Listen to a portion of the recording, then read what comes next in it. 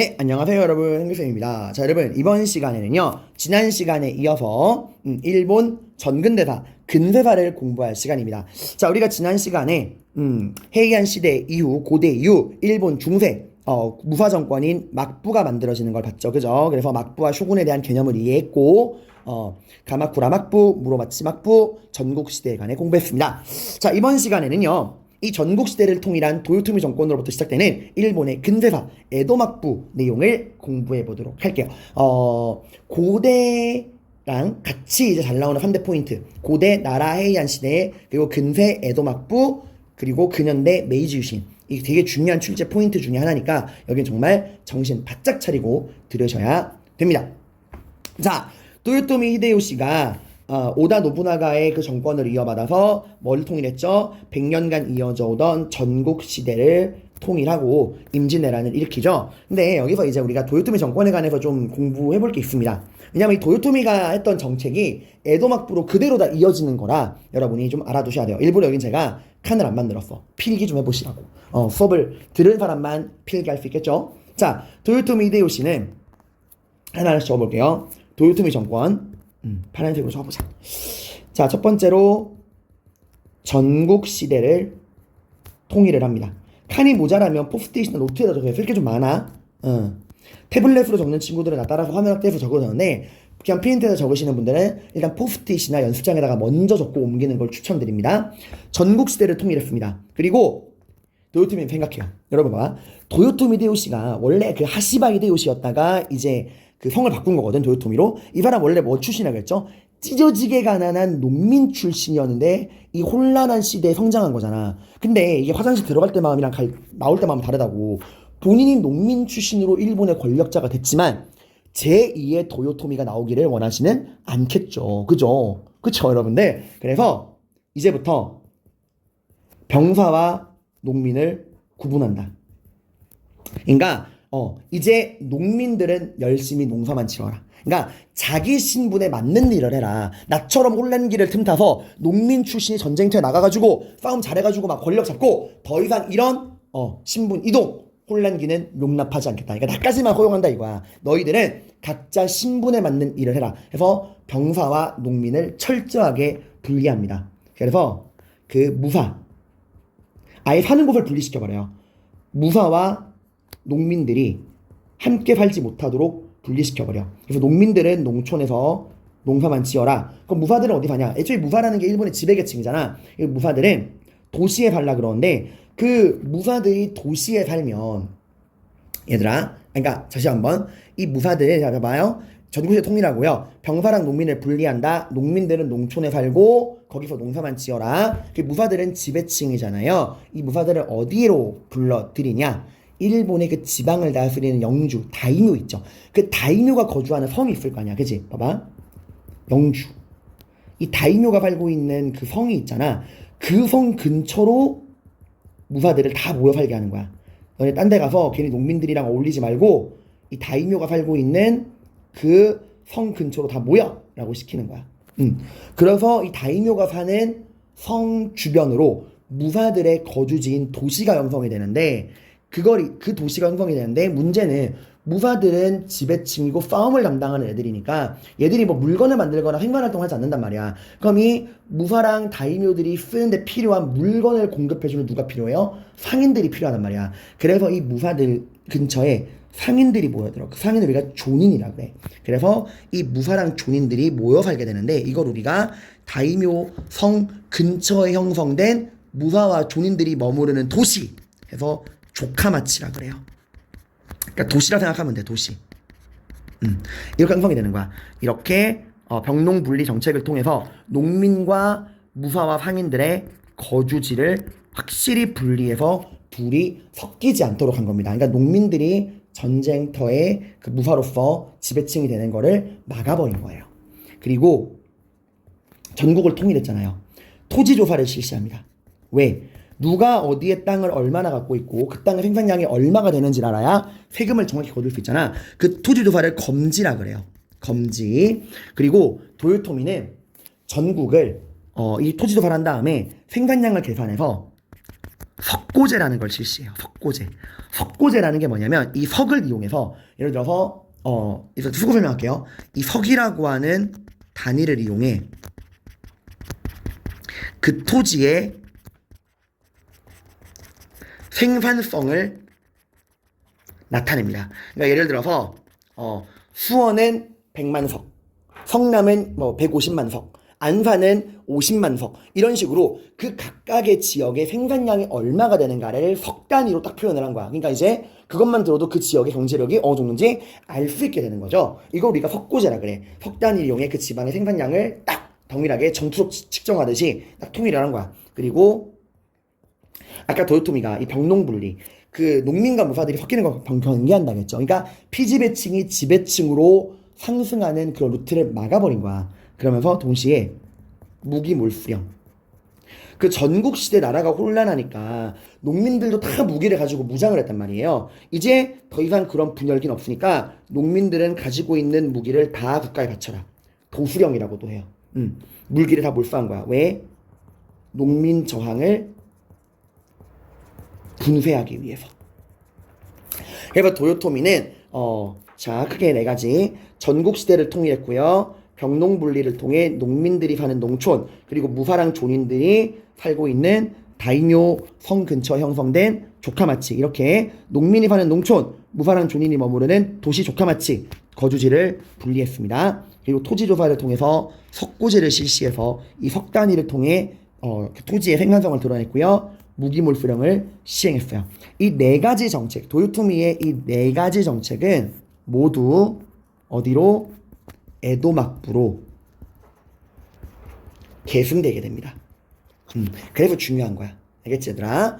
자, 그러고 이제 도요토미는 알다시피 임진왜란 내가 조선 찍고 중국 찍고 인도까지 갈 거야 했지만 결국 실패하게 됩니다. 그리고 도요토미가 죽은 다음에 그 권력을 먹어치운 게 인내의 아이콘, 참을성의 강자 도쿠가와 이에야스예요. 이 도쿠가와 이에야스가 결국 도요토미의 아들을 몰아내고 권력을 잡으니 그게 바로 에도 막부입니다.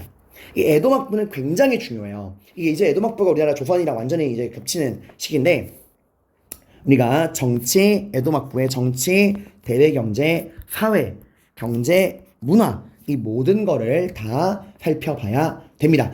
자, 정치적으로 에도 막부는 누가 만들었다고요? 여러분들 도쿠가와 이에야스. 도쿠가와 이에야스. 그러니까 가마쿠라 막부는 미나모토 노 요리토모가 가마쿠라에, 무로마치 막부는 아시카가 다카우지가 교토에, 에도 막부는 도쿠가와 이에야스가 어디에? 에도에. 도쿄예요, 여러분들. 교토랑 도쿄는 다른 곳입니다, 여러분들. 그래서 이것도 여기 앞에 프린트에 선생님이 여기 정리했어요. 이렇게 지도로 보시면 이렇게 차이가 납니다. 가마쿠라 막부, 미나모토노 요리토모, 가마쿠라란 지역에, 그리고 무로마치 막부, 아시카가 다카우지가 교토에, 이게 교토야. 여기다 적어놓자. 교토. 여기는 가마쿠라. 그리고 마지막 에도 막부는 도쿠가와 이에야스가 오늘날의 도쿄에 해당하는 에도.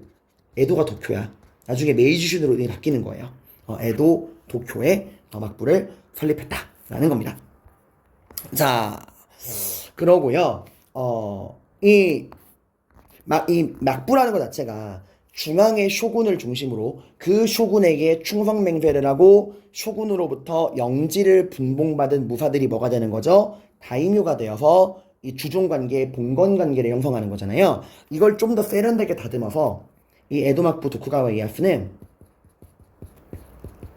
막번 체제라고 하는 걸 확립합니다. 중요한 단어예요. 무슨 체제? 막번 체제. 이 막번 체제는 여기 보시면 이거 그림으로 보면 이해가 될 거야. 막번 체제는 중앙은 누가 다스린다? 막부, 쇼군이 다스리고 이 지방은 지방을 번이라 그래요. 그 지방은 누가? 다이묘들이 다스린다라는 거야. 자, 다시 한번 여러분, 이 막번 체제는 정리하면 막부, 이 중앙은 누가 다스린다? 막부, 중앙은 쇼군이 다스린다. 그리고 이 지방, 번은, 이게 또 왜 이래? 죄송합니다. 난 내가 이게 가끔 안 했는데 이렇게 막 화면 날라가면 되게 짜증나. 미안해 얘들아. 자, 막번 체제는 중앙의 막부는 누가 다스리고 쇼군이 직접 다스리고요. 직할지로서 이 지방의 번은 누가 다스린다? 이 쇼군에게 충성맹세를 하고 토지를 받은 무사 다이묘 영주들이 다스린다라는 거예요. 자, 그래서 쇼군이 중앙에 직할지 막부를 지배를 하고요. 지방의 다이묘들이 쇼군에게 충성을 하는 대가로 그 지방의 영지 번의 지배권을 인정받은 이게 막번 체제예요. 일종의 일본의 그 에도 막부를 굴러가게 하는 하드웨어 시스템이라 보면 돼요. 하드웨어가 막번이라고 보시면 됩니다. 이게 근데 뭐랑 되게 비슷해요. 막번 체제가 들어보니까. 그치? 한나라 고조 유방이 했던 군국제랑 굉장히 비슷한 느낌 안 들어요? 군국제가 뭐야? 중앙은 황제가 군현제로 다스리고 지방은 죄송합니다. 지방은 봉건제로 다스린다. 이게 그 한고조의 군국제였잖아요. 이거 똑같은 거잖아요. 중앙은 쇼군이 막부를 직할지로 다스리고 지방은 자신에게 충성맹세한 영주들, 다이묘들에게 번을 다스리게 한다. 이거잖아요. 자, 그래서 봐봐. 이렇게만 되면 에도마파가 별 볼일 없었을 거야. 우린 이미 이 군국제 같은 이런 봉건제가 섞여 있는 제도의 약점을 알고 있죠. 지방 세력이 딴짓거리라잖아. 시간만 지나면. 그래서 이걸 방지하기 위해 에도 막부는 굉장히 독특한 제도를 만듭니다. 이 막번 체제라고 하는 하드웨어를 운영하는 소프트웨어가 따로 있어요. 그게 바로 정말 중요한 판킨 코타이 제도라는 거야. 진짜 중요해요. 그러니까 막번 체제가 하드웨어면 이 판킨 코타이 제도는 이 막번 체제라는 하드웨어를 굴러가게 하는 소프트웨어 운영 체제라 보시면 돼요. 자, 이 판킨 코타이 제도는 어떤 제도냐? 이거 이제 설명을 좀 해드릴게요. 이거 이제 다른 말로는 중앙집권적 봉건제라 그래. 엥? 봉건제는 지방 봉건적인데 무슨 놈의 중앙집권적 봉건제야? 자, 설명해드릴게요. 이 판킨 코타이 제도는 여기 아래다가 좀 적어보자. 여기다가 적어드릴게요. 이 판킨 코타이제. 이게 뭐냐면, 자, 여기다 설명을 드릴게요. 우선 처음에 판킨 코타이 제도는 이 다이묘들을 구분합니다. 그러니까 다이묘라 그래가지고 영주라 그래서 땅을 받은 다이묘라 그래서 다 같은 다이묘로 대접하는 게 아니에요. 이 도쿠가와 이에야스에게 가장 충성을 다 바치는 이 도쿠가와 이에야스가 가장 믿을 만한 가장 이 에도막부에 충성하는 가장 충성스러운 다이묘들은 심판 다이묘라고 불러요. 다이묘 명칭을 굳이 막 외우지 않아도 돼. 그냥 이런 게 있다는 거 말아도 돼요. 가장 충성스러운 다이묘, 심판 다이묘. 그 다음에 두 번째로 충성스러운 후자이 다이묘. 여기까지 믿을만해. 그러니까 사실 심판 다이묘는 거의 도쿠가와 일족들, 그러니까 도쿠가와의 시족 집단, 친척들이고 후자이 다이묘는 이 도쿠가와 이에야스를 따르던 그 부하 측근들 정도라 보시면 돼. 여기까지 되게 믿을만한 애들이야. 근데 마지막까지 개기다가 막 도요토미 히데요시를 따르다든가 이런 식으로 개기다가 마지막에 마지못해 항복해온 애들은 도자마 다이묘. 이렇게 충성도에 따라서 믿을만한 정도에 따라서 심판, 후자이, 도자마로 구분을 해요. 그리고 영지를 분봉할 때 이 쇼군이 다스리는 에도가 있고 이 에도를 둘러싸고 있는 가장 에도랑 가까운 이 수도권 지방은 가장 충성스러운 시족 집단인 심판 다이묘에게 맡기고요. 그 다음에 그 또 외곽 지역은 후자이 다이묘에게 맡겨. 그리고 가장 외곽 변두리 지역은 도자마 다이묘에게 맡기는 거야. 이런 식으로 완충지대를 설치한 겁니다. 자, 그런 다음에 그래도 문제는 뭐야? 지금 당장은 충성스러워 보이는 이 심판이나 후자이 다이묘들도 세대가 지나면 딴짓거리라잖아. 딴짓거리를 못하게 하기 위해서 인지를 잡습니다. 다이묘의 처와 아내와 자식들을 에도의 인질로 삼는 거야. 그러니까 다이묘들은 지방에 가서 그 지방을 다스리지만 다이묘의 아들과 아내는 수도인 에도에 머물러야 되는 거예요. 인질로서. 그러니까 반란 일으키면 가족이 죽으니까 반란 못 일으키는 거야. 근데 이런 사람 있죠. 아싸, 아내도 아들도 없다. 난 자유당 이러고 막 좋아가지고 바람피는 이상한 새끼들도 있을 거 아니야. 오히려 이걸 좋아하는 새끼들도 있을 거 아니야. 그걸 또 방지하기 위해서 교대 근무제라는 걸 실시. 이게 사실상 이 판킨 고다이 제도의 가장 중요한 특징이야. 그러니까 1년마다 왔다 갔다 해야 돼. 그러니까 무슨 말이냐면은 1년은 본인 자신의 영지에서 영지를 다스려요. 그리고 반드시 1년을 영지를 다스리고 다른 1년은 수도인 에도로 올라와서 에도에 근무를 해야 돼. 그러니까 선생님 예를 들어서 수원 지방의 다이묘라면 1년은 수원에서 영지를 다스리지만 그 다음 1년은 서울로 올라와서 서울에서 쇼군을 직접 아련하고 쇼군과 함께 일을 해야 되는 거야. 이렇게 왔다 갔다 교대 근무제를 해야 돼요. 자, 이러니까 어떤 효과가 있냐? 자, 봐봐. 이 지방에 있는 다이묘들이 일정 주기로 수도를 왔다 갔다 하죠. 당연히 얘들아, 이 지방에 있는 다이묘들이 일정 주기로 수도를 왔다 갔다 하는 과정에서 당연히 도로, 유통, 뭐 그 왔다 갔다 하는 숙박업소 이런 것들이 어떻게 될까요? 발전하게 되겠죠. 그러면서 이렇게 왔다 갔다 하는 과정에서 먹고 자고 입고 쓰고 하는 과정에서 도로 발전에 유통 발전에 또 얘네들이 혼자 와요? 아니잖아. 쇼군을 만나러 가는 다이묘의 행렬이잖아. 얘네들이 지방을 돌면서 엄청나게 많은 돈을 쓸 수밖에 없단 말이야. 상업도 엄청나게 발전하고요. 또 얘들이 왔다 갔다 하는 과정에서 엄청나게 돈을 많이 써. 정작 다이묘들의 재정은 약화될 수밖에 없는 거야. 실제로 여기 나와 있죠. 마스의 번이라고 하는 그 다이묘가 썼던 재정을 보시는데 판킨 고대에 따른 부담. 그 1년 교대하는 데만 거의 전체 예산의 30%가 넘는 돈이 쓰이는 거야.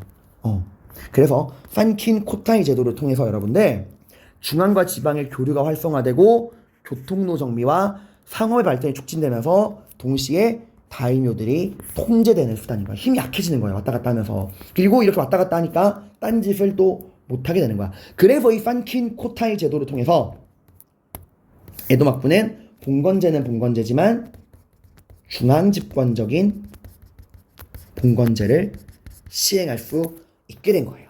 자, 그리고 또 하나 재밌는 건 가장 소외됐던 가장 먼 지역에 떨어진 이 도자마 다이묘들, 얘들이 가장 이제 이 중앙정부에 대한 반항심이 심할 거 아니야.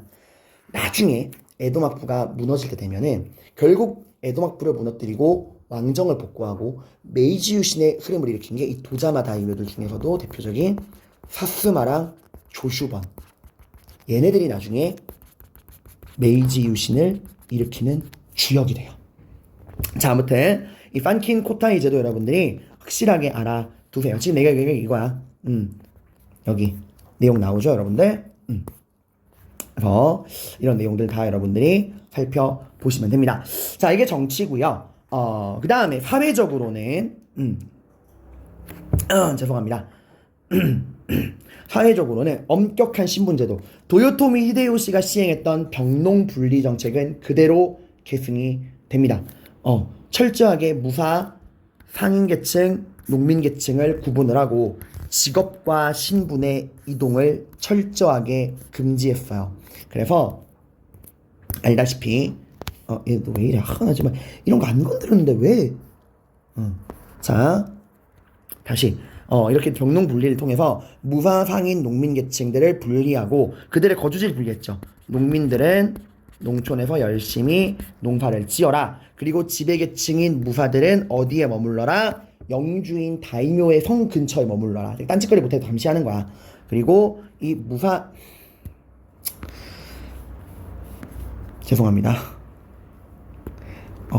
계속 흐름이 끊기네요. 자, 농민들은 농촌에 머물러서 농사를 지어라. 그리고 무사들은 영주인 다이묘가 머무르는 성 근처에 있으면서 거기서 이제 일을 해라. 그리고 이 무사와 다이묘들이 필요로 하는 물건을 공급하기 위해 존인, 상인과 수공업자들은 그 근처에 모여 있어라.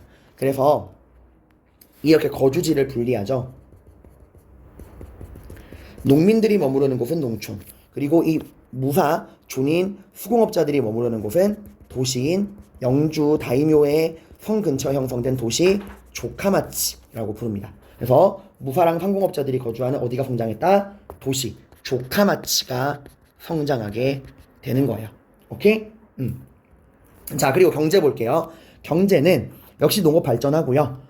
상품 작물 재배 증가하고요. 산킨 코타이 제도를 통해서 1년마다 교대 근무를 해야 돼서 지방에서 영주와 다이묘들이 에도로 올라오고 왔다 갔다 하는 과정에서 유통, 도로, 상업이 발전하게 됩니다. 그리고 그 영주들이 중간중간 머무르면서 도시들도 성장을 하고요. 그리고 이 도시, 누가 성장해요? 또 물건을 공급하는 이 존인들이 성장하게 돼요. 그래서 에도막부의 가장 중요한 특징이라면 새롭게 상인계층, 이 존인, 상인계층, 수공업계층을 존인이라 그래요. 이 존인계층이 성장하게 된다라고 하는 게 굉장히 중요한 특징입니다. 자, 그래가지고 이 도시상공업자들이 뭐까지 만드냐?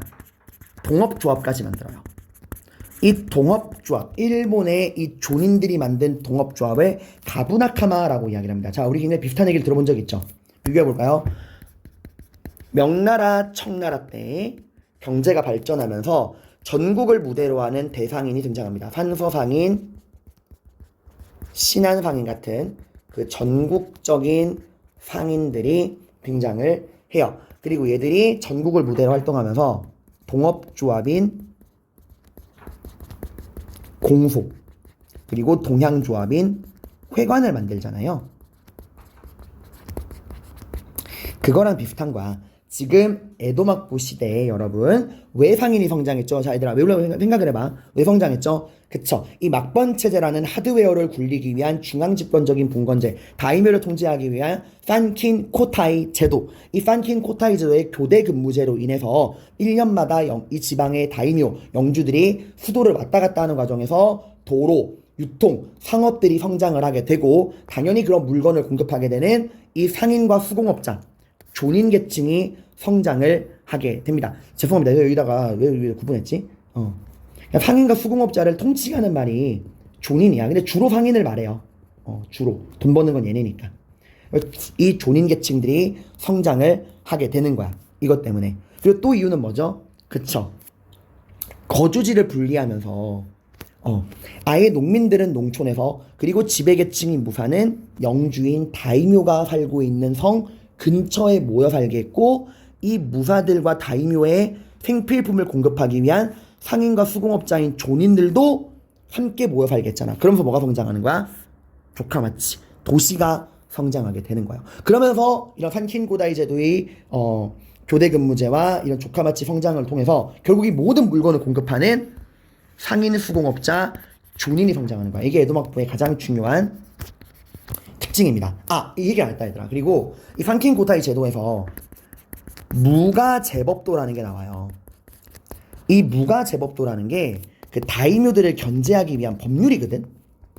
그러니까 아까 이거 실제로 이렇게 질문한 친구도 있어요. 선생님 근데 그 교대 근무제 한다 그런데 생각 있는 다이묘들은 그 교대 근무제 할 때 좀 간소하게 가고 좀 근검절약하고 할 수 있는 거 아닌가요? 아니야. 이 무가제법도라 그래서 다이묘들의 행동 규칙을 다 제한을 했어요. 그래서 다이묘들은 지을 수 있는 성의 규모, 뭐 배의 넓이 다 규제를 해가지고, 또 산킨 고다이 제도의 교대 근무제 할 때도 몇 명 이상을 데리고 와라, 언제까지 와라 다 규정을 해놨어. 그래서 다이묘들이 되게 많이 힘이 많이 빠졌어요. 그래서 이 무가제법도도 여러분들 이 산킨 고타이 제도랑 함께 에도막부를 상징하는 주요 내용입니다. 다이묘들을 견제하는 법률. 그래서 존인이 성장을 했다. 그리고 이 존인들의 동업조합인 가부나카마도 성장을 했다. 공소회관이랑 연결해서 알아두세요. 자, 이 경제고요. 그러다 보니까 여러분들 이제 대외 정책도 살펴보겠습니다. 에도막부는 초기에는 허락된 상인과 영주, 다이묘들에게만 대외 교류를 허락했어요. 그럼 누가 허락받았는가를 알 거면 무역 허가증이 있어야겠죠. 그 무역 허가증을 우리가 주인장, 다른 말로는 쉬인장이라고도 합니다. 이게 무역 허가증이야. 이거 아까 제가 뭐랑 구분하라 그랬죠? 그쵸. 무로마치막부에서는 명나라와의 무역을 위해서 감합을 발급을 했고요. 그리고 지금 에도막부는 주인장, 다른 말로는 쉬인장을 발급을 합니다. 구분해서 보시고요. 그러다가 문제가 생겨. 아예 나라 문을 완전히 잠궈. 그러니까 처음에는 이런 것들을 통해서 허락돼 있는 상인들에게만 무역을 허가했어요. 그죠? 이게 뭐야? 통제하려고 그러는 거야. 왜? 무역을 하게 되면 돈을 벌 수 있잖아. 그러니까 아무나 돈을 못 벌도록 이 지방의 영주나 그 상인들의 무역을 통제한 거야. 경제적으로 성장하는 걸 막으려고 무역을 통제한 거죠.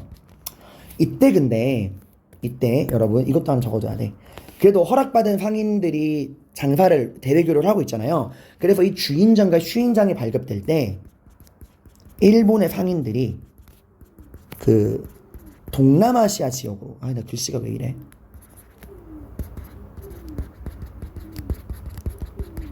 동남아시아 지역으로 활발하게 진출을 합니다. 이것도 여러분이 뭐랑 구분하셔야 되냐?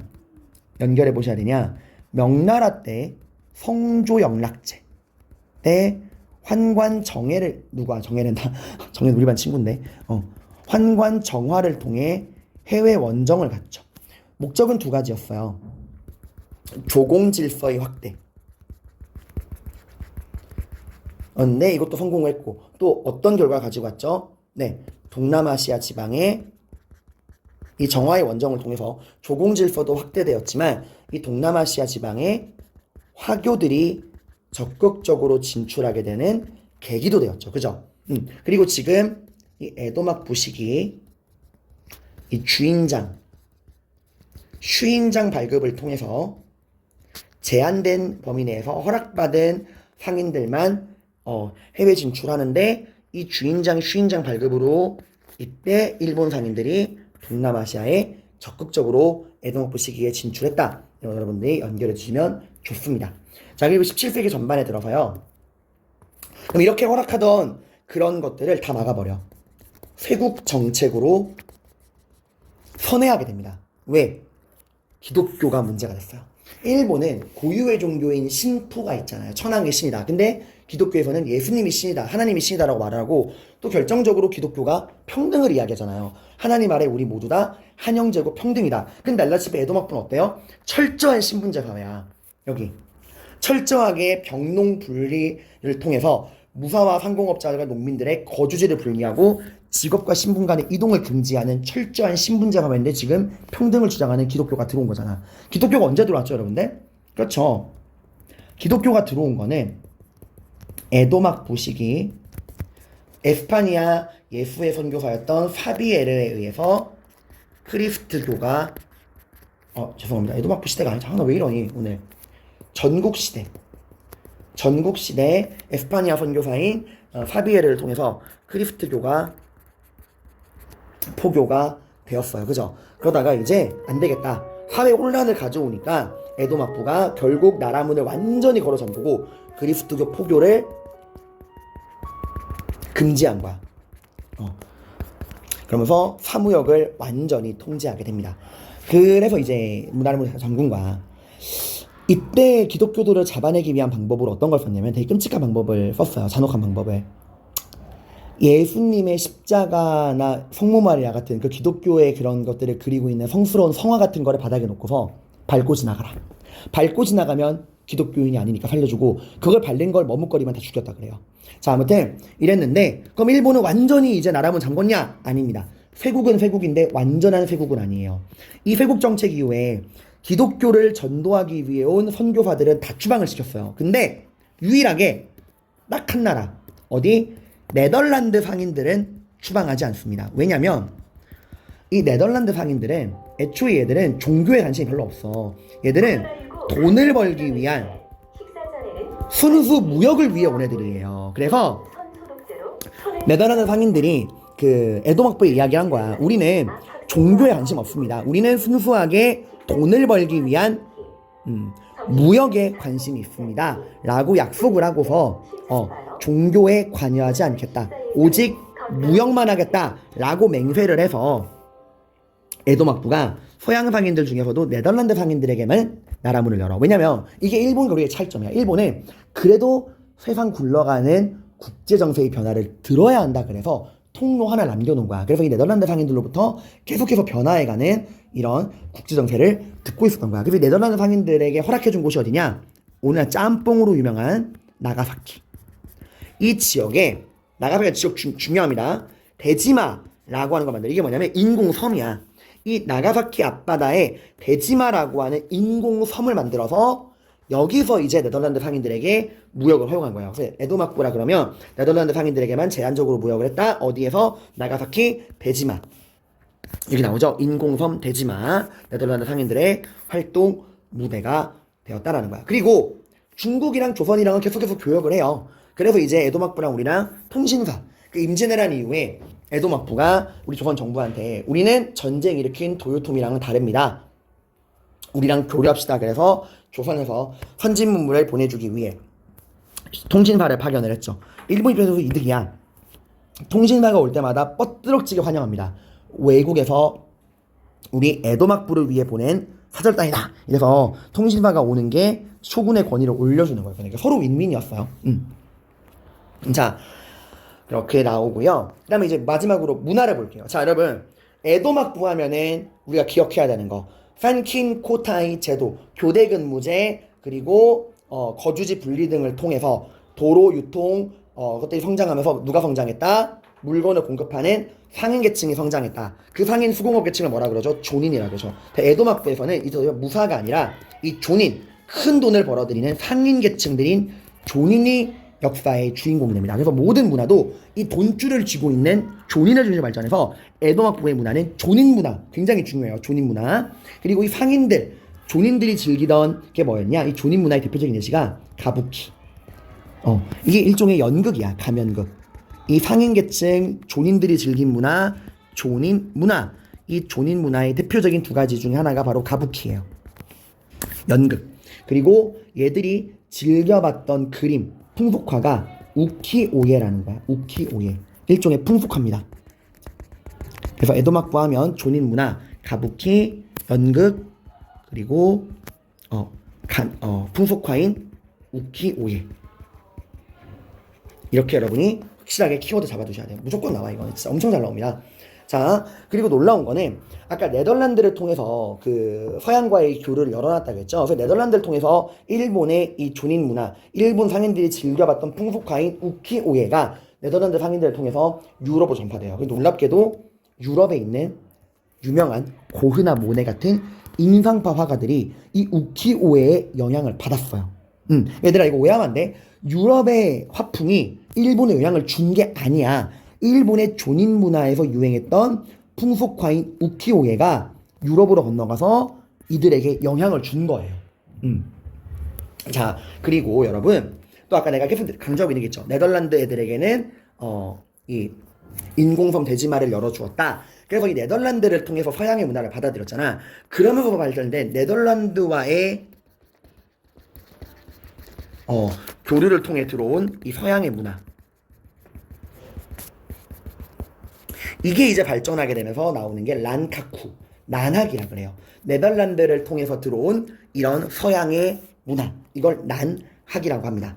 그러면서 서양에서 되게 많은 그런 선진 기술이 들어오는데 그 중에서 이제 인체 해부도도 들어와요. 이게 바로 해체신서라는 거야. 해체신서. 되게 중요합니다. 난학하면 해체신서 알아두세요. 그리고 이때 일본에 우리 조선으로부터 성리학이 엄청나게 유행을 해서 전파되게 돼요. 그래서 성리학이 유행하다 보니까 여기에 대한 반발로 성리학이라고 하는 건 일본의 고유한 사상이 아니잖아. 그래서 왜 우리가 중국이랑 조선으로부터 들어온 저 성리학을 따라야 되느냐 해서 이 성리학이 유행하니까 여기에 대한 반발작용으로 일본 고유의 문화 국학이 유행을 하게 됩니다. 그래서 이거를 국학운동이라 그래요. 국학운동이 막 벌어지게 돼요. 자, 구분하자 얘들아. 나라시대, 당나라, 전당사를 통해 당나라 문화를 받아들이자 당풍이 유행하던 헤이조쿄를 중심으로 한 나라시대 있었죠. 당풍.